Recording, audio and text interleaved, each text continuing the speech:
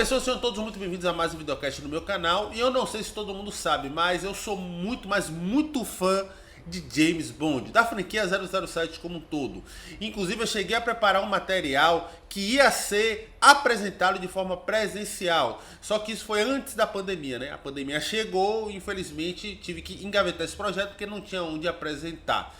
E como eu sei que nem todo mundo que me segue é de Salvador, eu resolvi expor esse material através da internet, deste canal aqui no YouTube. Então se você gosta do espião inglês mais conhecido do cinema, se não da literatura também, este material que está bem abrangente, porque eu falo sobre a origem do personagem, falo sobre como o contexto da época influenciava nas obras, falo das influências de outros subgêneros que estavam surgindo, falo do porquê que certas mudanças começaram a acontecer. É um material bem abrangente, que com certeza se você gosta de 007, ou conhecido como Bond, James Bond, esse material aqui vai te agradar bastante. E eu só lhe peço um pequeno favor antes de você pegar seu martini batido e não mexido para assistir esse vídeo.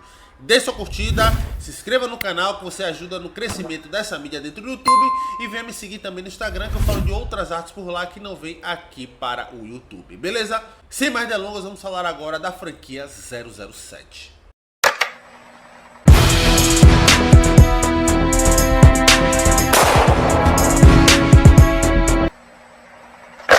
Bem, antes de começar a falar dos filmes do 007, vale a pena citar como surgiu a ideia do espião. Porque, eu não sei se todo mundo sabe, ele não veio do audiovisual, do cinema em si. Ele veio da literatura e foi escrito por um autor inglês chamado Ian Fleming. Infelizmente, por questões de saúde, ele viveu pouco. Ele nasceu em 1908 e em 1964 fez a passagem. Ele tinha muitos problemas de saúde, tanto mental quanto físico, e isso acabou acelerando a estadia dele na Terra. E ao longo da sua carreira ele escreveu entre 14 livros e contos, sendo que o seu primeiro livro foi O Cassino Royale, de 1953.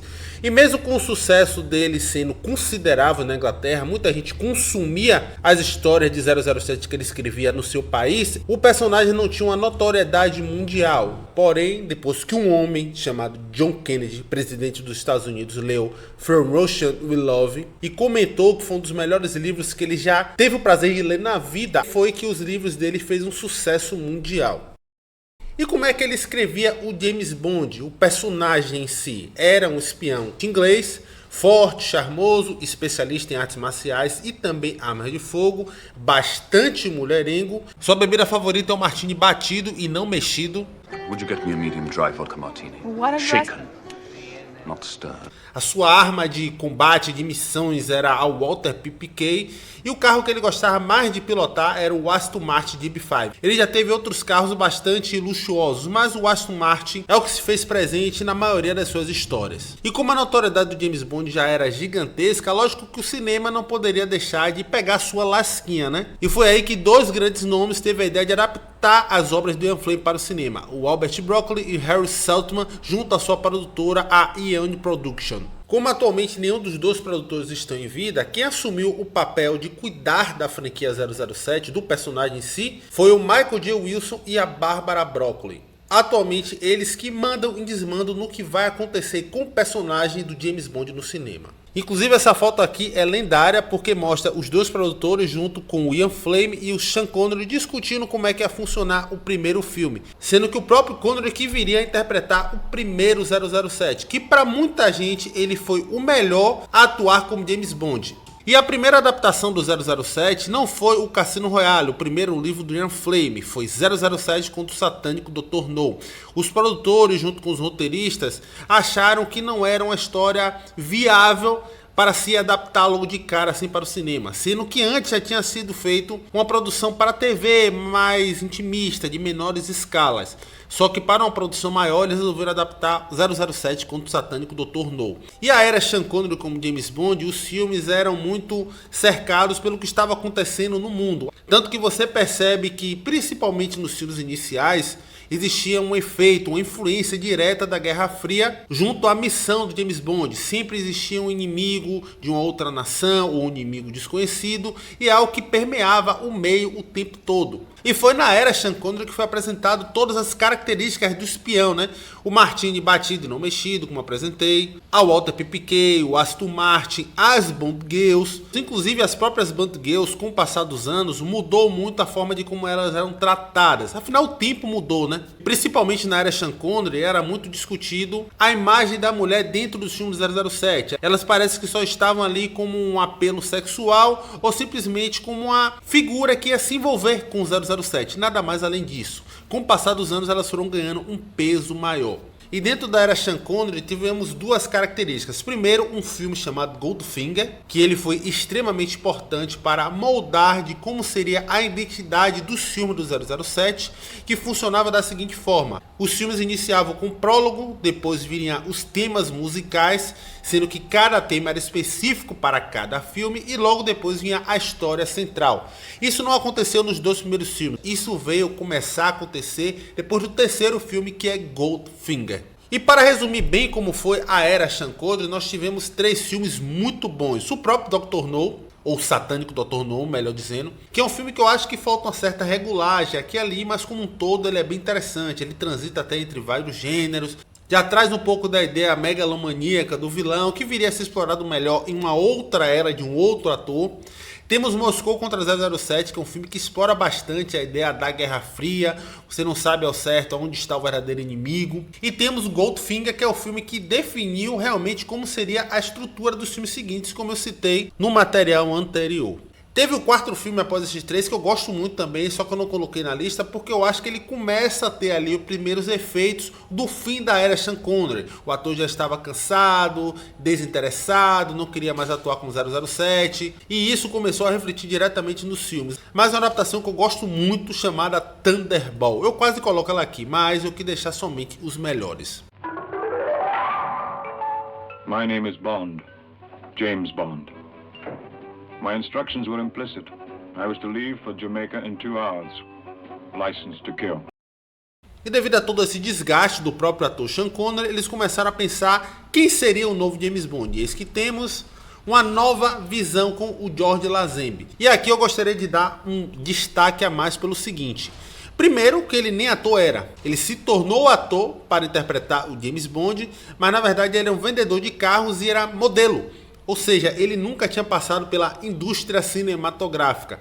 E, por obra do destino, eu vou chamar assim, o papel caiu no seu colo. Inclusive, tem um documentário muito bom chamado Becoming Bond, que conta como foi a trajetória dele até se tornar o James Bond. É um documentário que eu gosto bastante de assistir umas 2 vezes, é até emocionante. E se você gosta do 007, vale a atenção. Mas voltando...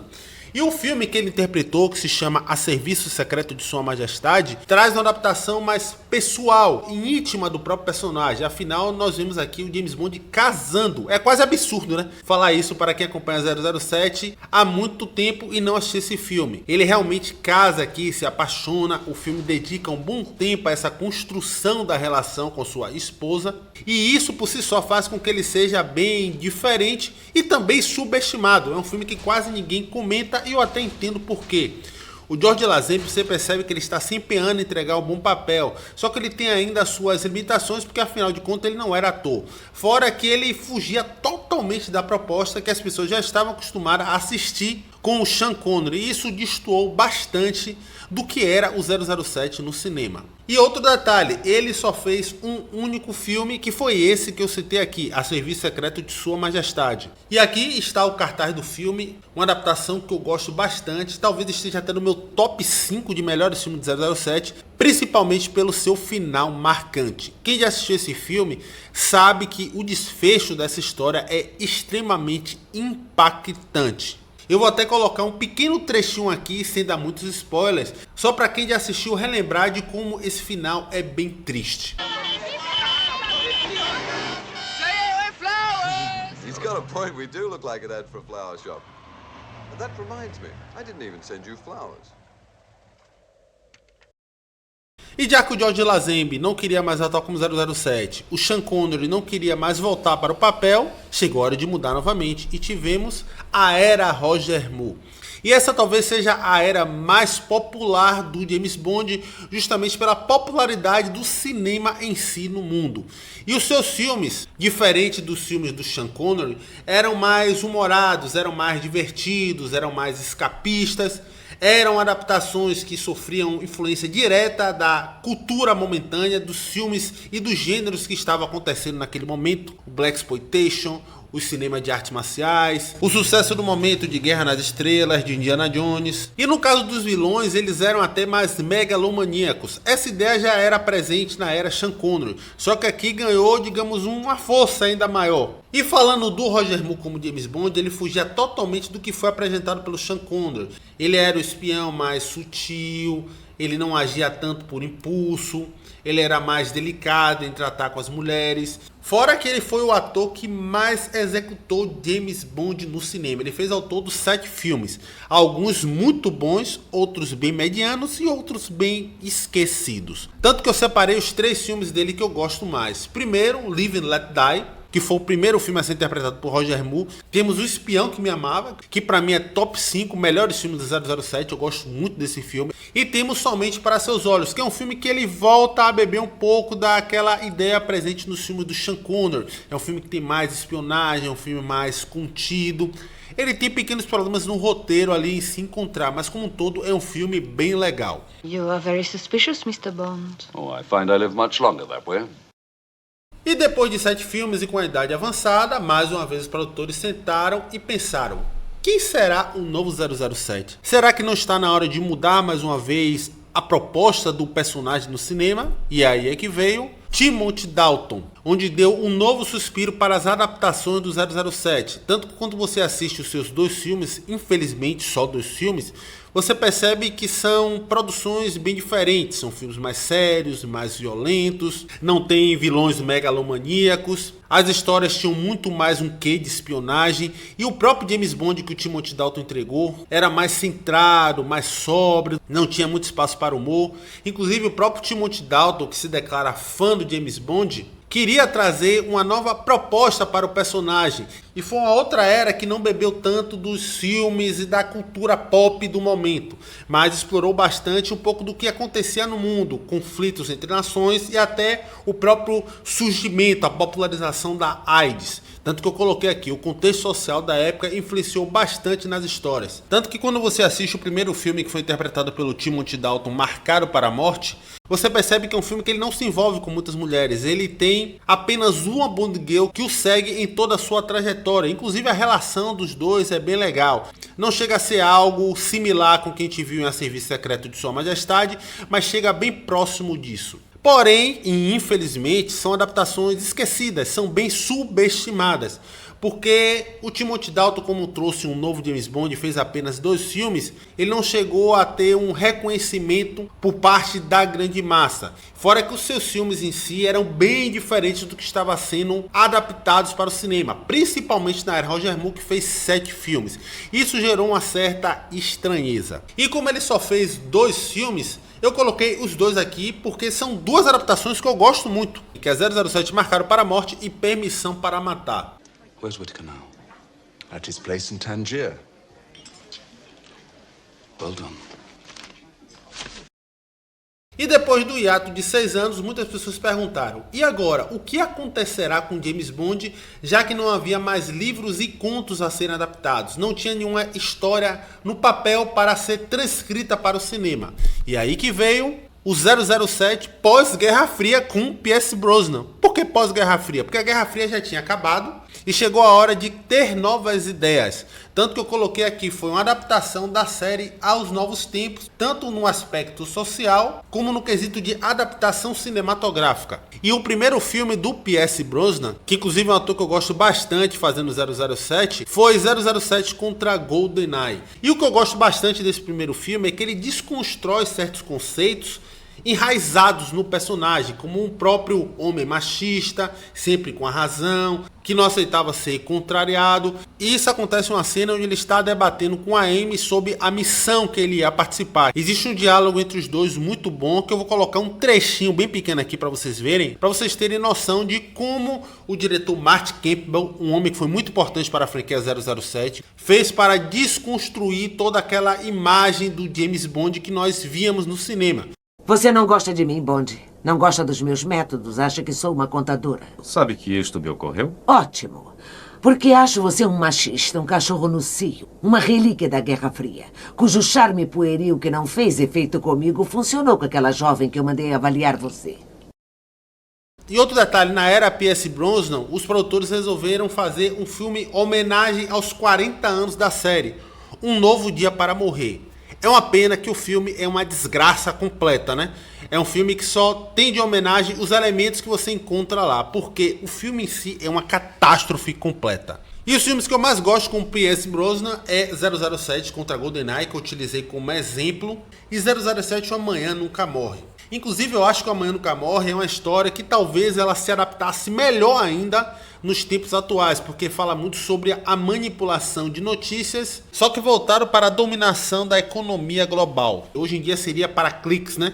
É uma história que, se fosse adaptada para os novos tempos, eu acho que funcionaria melhor. O terceiro filme eu também acho bem legal como filme de ação, mas a história tem seus problemas, que é 007 O Mundo Não É o Bastante. Digamos que seja o meu guilty pleasure do 007. E para encerrar aqui minha lista de atores que fizeram 007, temos Daniel Craig, que mais uma vez a sua era serviu como soft reboot da franquia. Foram filmes que se moldaram muito aos novos tempos. Inclusive eu vi até um comentário na internet de um crítico americano falando que os filmes de ação depois do atentado de 11 de setembro não havia tanto espaço para a fantasia. Tudo precisava ser mais crível, mais real. Tanto que os filmes de ação como Identidade Borne e até a série 24 Horas bebia bastante dessa ideia.